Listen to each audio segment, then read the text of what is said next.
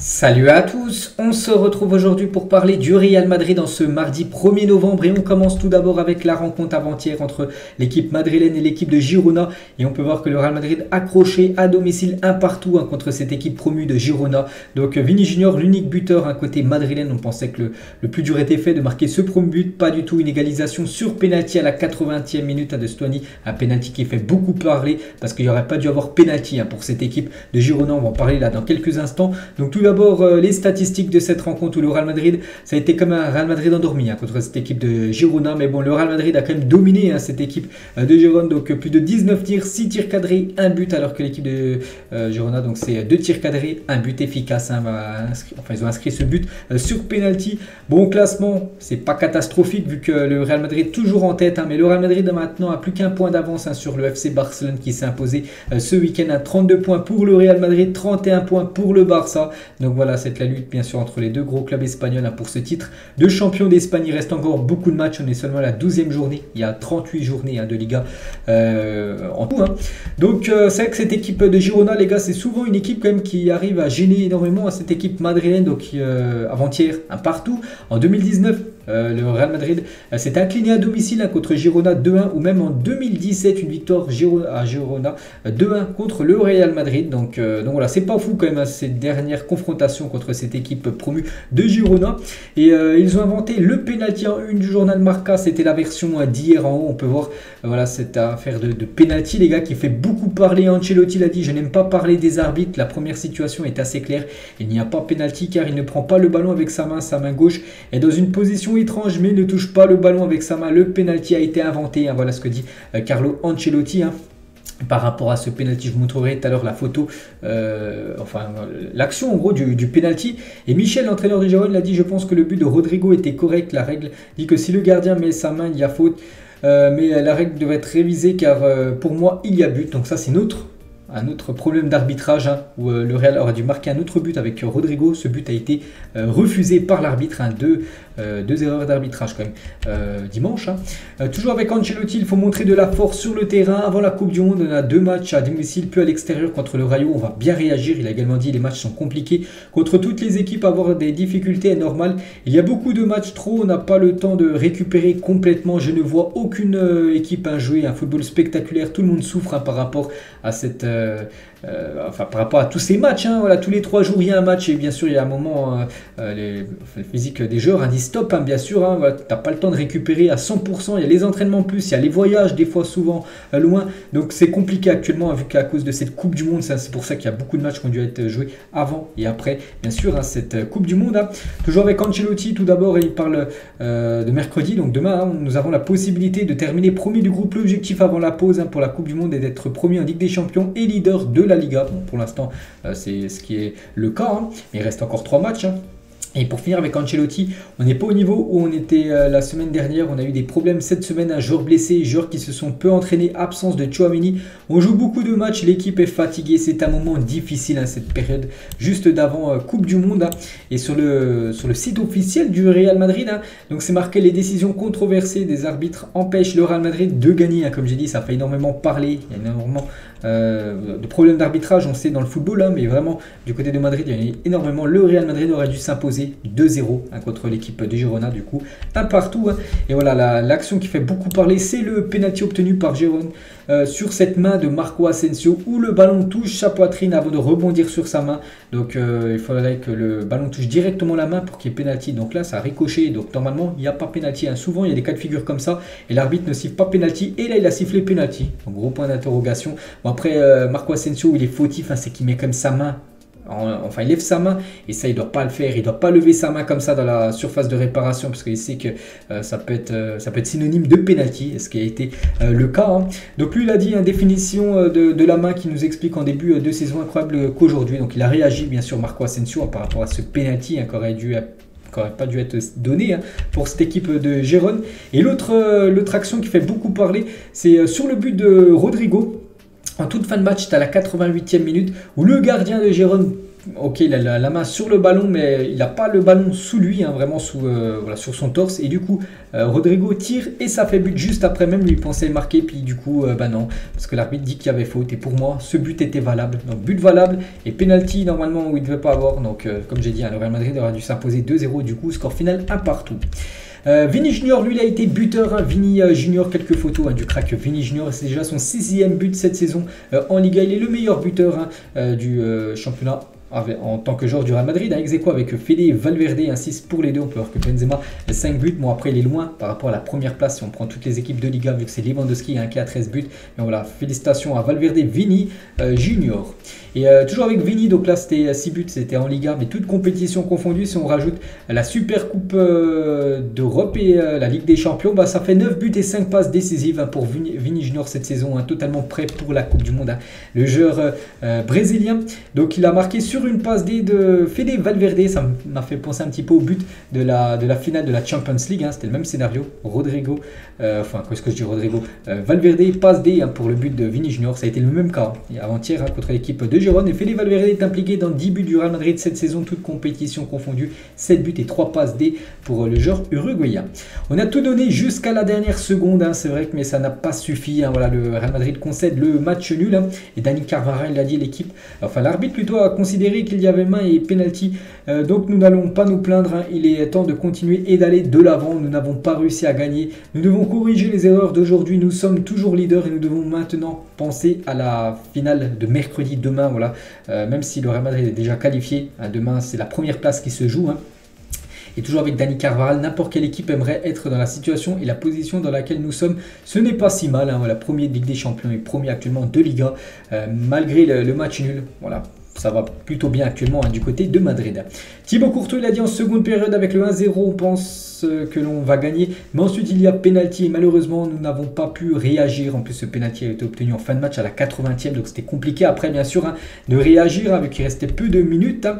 On va parler de Toni Kroos. Il n'a pas fait le meilleur match de sa carrière. Hein. Toni Kroos, il a même fait quelque chose qui ne lui est jamais arrivé dans sa carrière. C'est de prendre un carton rouge, 2 jaunes, synonyme de rouge. Hein.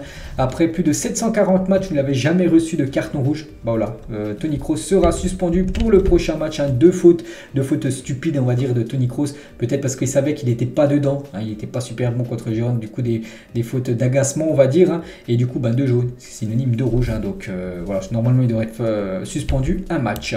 Tchouaméni, les gars. Donc, Tchouaméni qui était blessé hein, pour ce match. Donc, il était bien au Bernabeu. Donc, il était en loge, hein, bien sûr, pour soutenir l'équipe à Vamos. L'équipe, voilà, ce qu'il a pu mettre au début de la rencontre. Je l'avais dit, les gars, avant la rencontre, que normalement, enfin, c'était pas normalement, c'était sûr hein, que les joueurs allaient s'entraîner avec des maillots spéciaux Marvel super-héros. Hein, donc voilà, quelques photos, hein, bien sûr. Hein. Antonio Rudiger, lui aussi, c'est un héros. En parlant de Rodrigo. Toni Kroos, Thibaut Courtois, même Fede Valverde. Donc cette collection, les gars, si elle vous a plu, les gars, vous pouvez la retrouver sur le site officiel, hein, la boutique officielle du club. Hein. Par exemple, ce maillot voilà, qu'a porté les joueurs à l'entraînement coûte actuellement 55 €. Vous pouvez retrouver la veste, pour retrouver tous les débardeurs, voilà, des autres modèles, on va dire, hein, de super-héros en mode Real Madrid. Hein. Du coup, ce match contre Gérone, voilà, c'est fait. C'est match nul, c'est le football. Et du coup, il ne reste plus que 3 matchs avant cette trêve synonyme de Coupe du Monde. Donc, demain, contre le Celtic Glasgow, il y aura un match lundi prochain. Lundi, les gars, il n'y a pas de match le week-end prochain, ça sera lundi prochain, les gars. Contre le Rayo Vallecano à 21h30. Puis après, ça sera contre l'équipe de Cadiz le jeudi prochain. Donc voilà, en l'espace là de 8 jours, les gars, il y aura 3 matchs hein, pour le Real Madrid. Donc voilà, il faut finir hein, bien sûr sur 3 victoires pour partir pleinement, enfin avec le plein de confiance bien sûr, à la Coupe du Monde. Concernant ce match demain contre le Celtic, ça sera une arbitre, hein, ça sera Stéphanie Frappard, qu'on connaît bien nous en France vu que c'est une arbitre hein, souvent qui arbitre les matchs de Ligue 1, donc ça sera elle demain qui arbitrera le match du Real Madrid contre le Celtic. C'est la première fois qu'elle va arbitrer l'équipe madrilène. Aujourd'hui il y a entraînement bien sûr hein, pour préparer ce match, hein, donc quelques photos, Eder Militao même, Eden Hazard en mode musculation, on peut voir. Luna, le gardien, bien sûr, en train d'arrêter des citrouilles, bien sûr, c'est un montage. Hein. Vu qu'hier c'était Halloween, hein, donc Marino Diaz, on peut voir aussi Marco Asensio, Nacho ou même Karim Benzema. Et ça, c'est la bonne nouvelle. Benzema a repris l'entraînement du côté de Madrid. Donc, je ne sais toujours pas s'il sera disponible ou non pour le match demain. Mais bon, s'il a repris l'entraînement collectif, ça, bien sûr, c'est de bonne augure hein, pour Karim Benzema. Voilà ce qu'il a pu mettre happy. Donc, en gros, joyeux. Voilà, je suis content tout simplement de reprendre l'entraînement. Karim Benzema, parce qu'il a loupé beaucoup de matchs hein, cette saison. Club plus sélection les gars, donc il a joué 11 matchs mais il a loupé 9 matchs quand même, Karim Benzema, donc il a loupé quasiment plus de 50% de matchs, hein, donc un match sur deux il n'est pas là, Karim Benzema, c'est qu'il vit actuellement un début de saison plutôt compliqué, hein, surtout au niveau blessure. Et demain contre le Celtic, il y aura beaucoup de supporters du Celtic au Bernabeu, un grand nombre de fans du Celtic se sont rendus à Madrid pour soutenir leur équipe en Ligue des Champions avec plus de 7000 fans sans billets pour l'instant, bon peut-être ils auront des billets, j'en sais rien, mais bon il y aura beaucoup de supporters voilà, de cette équipe du Celtic hein, demain à Madrid. On va parler de Carlo Ancelotti, risque une suspension de 4 matchs suite à ses propos sur l'arbitrage du match face à Gérone, donc avant-hier, hein, parce qu'il a critiqué les arbitres et du coup il pourra avoir un rapport contre lui, il pourrait être suspendu 4 matchs, donc on verra parce qu'il va être décidé par les arbitres et bien sûr par le rapport. On va parler du jeune Endrick, hein, vous savez qu'on en parle quand même depuis quelques temps là, et voilà, ça commence à être de plus en plus sérieuse les infos. Et le Real Madrid est le grand favori pour recruter la pépite de Palmeiras, Endrick, 16 ans, et ça bien évidemment c'est une très bonne nouvelle, hein, parce qu'on sait qu'il y a plusieurs clubs les gars, donc il y a le Real, il y a le Barça, le PSG, hein, ça devrait se jouer entre ces trois clubs là, et le grand favori pour recruter Endrick, c'est le Real Madrid les gars, pour accueillir la pépite brésilienne. Donc Endrick il avait dit il y a quelques temps, hein, Vini est le joueur que je regarde le plus, hein, c'est vrai que Neymar est un phénomène, mais je préfère Vini Junior. C'est quand un journaliste de Marca était venu l'interviewer du côté du Brésil, puis il avait même fait bien sûr la une à journal Marca il y a quelques temps, et l'avis de Mario Cortegana, celui qui avait interviewé Endrick, hein, donc Endrick veut rejoindre le Real Madrid, donc voilà, ça c'est bien sûr une bonne nouvelle, hein, que vu que ça peut être, enfin le club madrilène est la priorité hein, pour le crack brésilien. Et un autre Brésilien, c'est Gabriel Jesus, et le Real Madrid va formuler une offre pour Gabriel Jesus l'été prochain d'après Sun Sport, un journal britannique hein, basé sur le foot. Donc voilà, les gars, une petite info, hein. Gabriel Jesus peut être un nouveau numéro 9 hein, du côté du Real Madrid, pour être peut-être ramener de la concurrence à Benzema, parce qu'on sait que Benzema, regardez par exemple, il est blessé, il n'y a pas de numéro 9 actuellement, hein, c'est Rodrigo qui doit occuper ce poste de faux numéro 9, c'est pour ça qu'il faut un numéro 9 hein, quand Benzema n'est pas là, hein, parce qu'on peut voir qu'actuellement la situation est délicate. Et le Real Madrid, donc ça c'est plus pour l'été prochain, mais en janvier les gars, il n'y aura pas de recrue, hein, le Real Madrid ne recrutera pas cet hiver, hein. Ancelotti a annoncé que l'effectif actuel ne changerait pas jusqu'à la fin de la saison, donc aucune recrue en hiver, il devra avoir des recrues l'été prochain. Les joueurs de Flamengo dans le vestiaire après leur qualification pour la Coupe du Monde des clubs ont commencé à scander Real Madrid, ton heure va venir, parce que l'équipe de Flamengo le week-end dernier là, ils ont remporté la Ligue des Champions sud-américaine, donc ils vont jouer du coup la Coupe du Monde des clubs, donc il y aura le Real Madrid dedans vu que le Real a remporté la Ligue des Champions. Ils ont dit le Real Madrid, ton heure va venir, hein, parce qu'ils espèrent affronter le Real Madrid en Coupe du Monde des clubs et battre hein, cette équipe madrilène, hein.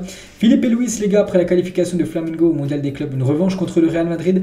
Le Real Madrid m'a pris 2 Ligues des Champions, n'oubliez pas que c'est un ancien joueur de l'Atlético, mais ça ne sera pas une revanche, hein, ça serait une belle opportunité pour Flamengo de continuer à écrire l'histoire. Mais bon voilà, bien sûr hein, du côté de Flamengo, on veut absolument battre hein, le grand Real Madrid. Benzema remercie les supporters lyonnais pour leur banderole, hein, parce qu'à Lyon, c'était dimanche soir, un ballon d'or venu de Lyon. Benzema, félicitations et merci Lyon 69. Hein, voilà ce qu'a pu mettre hein, bien sûr Benzema par rapport à cette magnifique banderole, hein, par rapport à son ballon d'or obtenu. Et Benzema les gars, une autre bonne nouvelle après son retour à l'entraînement collectif. Benzema va être papa pour la 4e fois, donc lui avec sa nouvelle copine, hein. Donc ils attendent un enfant et ça sera le 4e enfant hein, pour Karim Benzema. Félicitations à ces deux-là. Et toujours avec Karim Benzema, on peut voir qu'il est actuellement le 5e meilleur buteur, toute compétition confondue en club en 2022. Donc Benzema c'est 30 buts en club hein, depuis janvier. Il y a seulement 4 joueurs qui font mieux hein, que Karim Benzema. Et toujours avec Karim Benzema, il marque beaucoup dans le vrai football, mais il marque aussi beaucoup sur le jeu FIFA les gars, et on peut voir que c'est le 9e joueur qui inscrit le plus de buts en ce début de FIFA 23, ça fait un mois que FIFA 23 est sorti, donc voilà les joueurs qui ont marqué le plus de buts sur FIFA 23 depuis sa sortie, Benzema il est en 9e position. Et toujours avec ce FIFA 23, donc on peut voir une nouvelle carte qui est sortie, c'est une carte milieu offensif pour Lucas Vazquez, en gros c'est des joueurs qui changent de poste en gros, et Lucas Vazquez qui est plus un défenseur, on va dire, défenseur droit, et du coup là ils ont mis cette position en milieu offensif, hein, donc voilà avec des magnifiques statistiques hein, bien sûr pour le joueur espagnol. Une photo du Santiago Bernabéu, vous savez qu'actuellement il est en travaux, donc une photo de nuit du côté de Madrid et une photo de jour pour vous montrer l'évolution des travaux. Ça avance bien sûr, la structure métallique commence à être mise en place, n'oubliez pas qu'il devrait être fini l'été prochain. Et les nouveaux sièges du Santiago Bernabéu ont été testés aujourd'hui et leur couleur sera bleu marine. Donc voilà, petite info concernant les sièges qui seront de couleur bleu marine. Luka Modric, les gars, est inclus dans la liste élargie, on va dire, des joueurs croates pour cette future Coupe du Monde. Donc, beaucoup de joueurs, dont Luka Modric. Bon, après, on sait qu'il sera dans la liste définitive des 26 derniers joueurs vraiment sélectionnés. Donc, bonne nouvelle pour Luka Modric. Et le manager de la Croatie, Dalic, il a dit je suis sûr que Luka Modric jouera toujours pour la Croatie et que la Coupe du Monde ne sera pas sa dernière compétition. Il joue un excellent football et il peut continuer à le faire pendant les 2-3 prochaines années. Parce que Luka Modric avait dit, je vous l'ai dit il y a quelques jours, qu'il pensait peut-être mettre un terme à sa carrière internationale à la fin de la Coupe du Monde. Et pour le manager, le coach de la Croatie, il peut jouer encore quelques saisons de plus, le joueur croate. Et Iniesta sur Luka Modric. Modric est l'un des meilleurs joueurs avec qui a existé et qui existera bien sûr. Voilà, c'est une légende du football tout court, le joueur Luka Modric. Concernant toujours la Coupe du Monde, on peut voir aussi qu'Antonio Rüdiger figure parmi la liste de l'Allemagne, la liste élargie bien sûr des joueurs qui peuvent être dans cette liste définitive de l'Allemagne et qui sera dévoilée d'ici une dizaine de jours. Donc Rüdiger est bien dedans, félicitations au défenseur Rüdiger. Et concernant Nacho, il n'est pas lui dans la liste de la sélection espagnole, 55 joueurs les prélistes, et du coup Nacho n'est pas dans les défenseurs. Donc voilà, Nacho ne disputera pas la Coupe du Monde, tellement un défenseur sous-côté, c'est dommage, je pense qu'il aurait pu avoir sa place dans cette liste. Les 11 les plus chers d'Europe selon le CIES, et on peut voir que le Real Madrid coûterait actuellement, si on cumule et on additionne tous les valeurs des joueurs, 370 millions d'euros le Real Madrid. On peut voir beaucoup d'équipes qui sont devant le Real Madrid, mais bon, ça ne veut pas dire que l'effectif coûte cher, il est performant. La preuve, City et le PSG n'ont jamais remporté Ligue des Champions, alors que le Real Madrid en a remporté la dernière, et avec un effectif évalué à plus de 370 millions d'euros. Toujours avec Madrid, le Real Madrid Castilla, c'est donc l'équipe B, s'est imposé 2-1 contre le Celta Vigo B ce week-end. Avec cette victoire, les hommes de Raúl occupent provisoirement la 4e place du classement, donc ça se passe plutôt bien pour l'équipe réserve. Et l'équipe féminine, elles se sont imposées 2-0 contre Séville. Avec cette victoire, les Madrilènes remontent à la 2e place du classement avec 2 matchs en retard derrière Barcelone qu'elles affronteront dimanche prochain. C'est le Classico, Classico féminin, le Barça contre le Real Madrid. Donc voilà, elles sont plutôt bien actuellement, les Madrilènes féminines. Et qui se cache derrière ce costume? Donc hier c'était Halloween, donc un jour du Real Madrid. Derrière ce costume, les gars, c'est tout simplement Lucas Vazquez. Les gars, voilà, Lucas Vazquez en mode super-héros avec, Fede Valverde. Fede Valverde a mis ça sur sa story Instagram. De nouveau Fede Valverde après qu'il a changé de costume. Il s'est mis avec sa femme et son fils. Marco Asensio aussi en mode Halloween hier. Thibaut Courtois avec sa copine. Vini Junior avec son petit frère avec les masques Spider-Man ou même Luna, le gardien ukrainien du Real Madrid, en mode Squid Game, la série coréenne qui est sortie il y a déjà quelques temps. Et on finit les gars cet épisode aujourd'hui, pas de question de fin, juste cette magnifique photo, ces dates très importantes, 2022, 2018, 2017, 2016, 2014, c'est les dernières victoires en Ligue des Champions du Real Madrid, les 5 dernières à Paris, à Kiev, à Cardiff, à Milan et à Lisbonne. Donc voilà, en gros c'était quel maillot. Donc voilà, c'est bien sûr des dates, des lieux symboliques pour le Real Madrid, parce que toutes ces dates-là, le Real Madrid a remporté une Champions League. Donc voilà les gars ce qu'il y a à dire aujourd'hui. J'espère que ça vous a plu. On se retrouve demain les gars. Je ferai certainement le débrief du Real Madrid contre l'équipe du Celtic. N'oubliez pas que le match est prévu à 18h45 demain. Ce Madrid Celtic. Allez, moi je vous laisse. Bonne journée à vous et à demain.